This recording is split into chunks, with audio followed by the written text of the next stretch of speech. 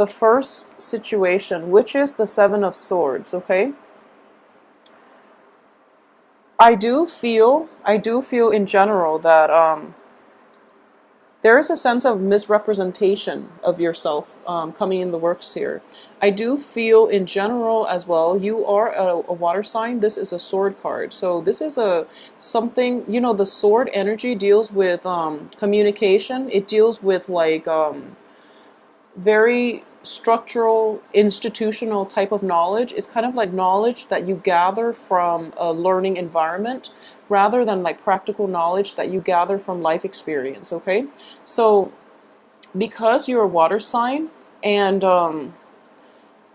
you're represented by the sword here, when people see you for this week, they're going to see somebody who's very verbose, and they're going to see somebody who is just talkative, who is a little bit of a teacher, but in this card is not altogether positive. So it's sort of like they feel that you're a certain way, but you're kind of like masking it up, masking, you know, your intentions behind like very nice flowery words, very like you put on a very intellectual demeanor in order to project yourself in a way that I don't feel is entirely authentic. So okay, so let me give an example. And you know, there's nothing wrong with this. I do feel a lot of you are intelligent, you know, but I do sense that there's a little bit of a discrepancy between how others perceive you and how you want others to perceive you. Because the Seven of Swords is usually like, it indicates somebody who's kind of like trying to pull a fast one over other people. So it's a little bit problematic in that aspect. But I do feel, for example, too, okay, this is a better example, I guess. You might feel a certain way about somebody, but I do feel that you do tend to hide behind a very intellectual demeanor in order to mask your feelings, okay? Because innately you're a water sign, so you should be very expressive, and other people should be able to gauge your intention, or they should understand how you feel. However, is being masked by a sword, an air energy, which deals with like communication, which deals with rationality and intellect. So you're kind of like putting on a mask in order to like hide the pain that is inherently, you know, in your psyche. So you're feeling a little bit of sadness, a little bit of pain, but you're masking it by deferring to your intellect to help you process the pain. And there's nothing wrong with that. Just be a little bit careful for this week that you don't intellectualize your feelings. There we go. Don't intellectualize your feelings. So in a social interaction situation, if you're mad at someone over something that they did to you, you try to rationalize it and you try to like, you know, get past it. And you're just telling yourself, oh, you know, it wasn't so bad. He or she probably had a good reason for doing something that they did. When in fact, it's like, no, they hurt you. There's nothing wrong with that. Process your feelings and then move on. You know, you don't have to make excuses for them. You don't have to, you don't have to like justify or rationalize why it happened. It just happened so that you learn and that you don't interact with them in the future, okay? So this is something that can be problematic. So try to just process whatever it is that you're going through and just get over it, you know, in the long run. Just get over it. And don't be too rational when it comes to your emotions. Don't try to make sense of everything, okay? Like there's no fun in that. We're not supposed to understand everything. All right, so for your fourth house, I do have the Wheel of Fortune in the reverse position. So this is basically, like I mentioned, the fourth house refers to your home. It also refers to the things that bring you emotional fulfillment, okay? So in the reverse position, I do feel like a lunar cycle here. So a lot of you might be returning to a previous home situation. A lot of you might have like wanted a new home environment that didn't come through. So there's a little bit of sadness associated with this as well. A little bit of grief and, you know, just wanting to escape, wanting to get away and feeling a little bit shut in, a little bit claustrophobic and feeling that cabin fever kicking in the home environment. So there's something unpleasant here surrounding the home situation. And you want to move away from it, but for some reason you're stuck. You're feeling very, very stuck. So let me just look at the cards and see if there's anything coming through. You know, I'm getting an element here of like 2 days, 2 weeks, based on the clock on this card. So, and it's also in the time of Pisces. Pisces and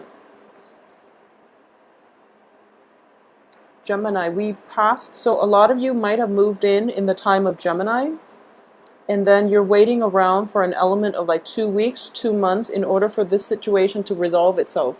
So just keep in mind, it is going to resolve itself. We are going through like a very weird moon cycle. So we do have a blue moon by the end of this month. So that could possibly be when the situation will resolve itself. The blue moon is happening on July 31st in Aquarius. So I'm hoping this is something that will, resolve itself for you.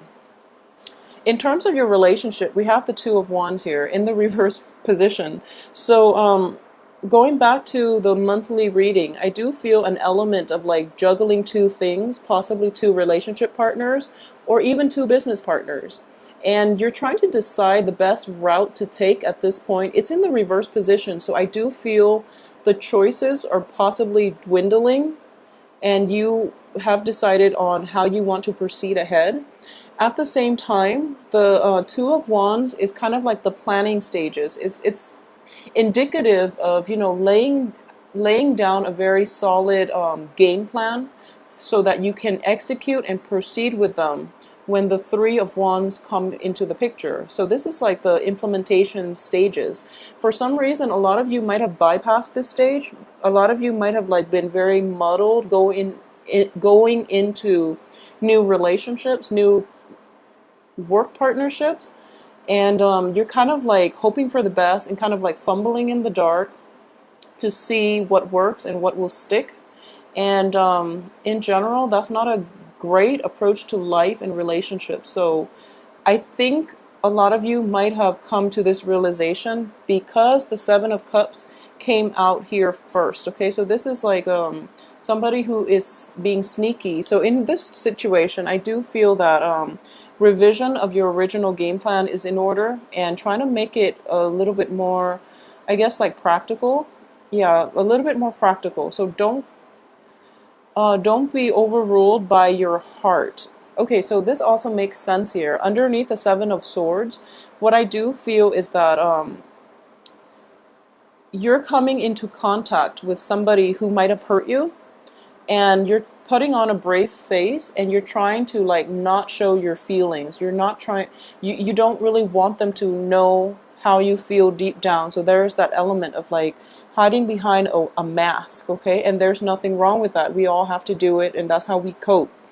So the next card actually looks very favorable. So I do feel this is like the saving grace in this spread actually.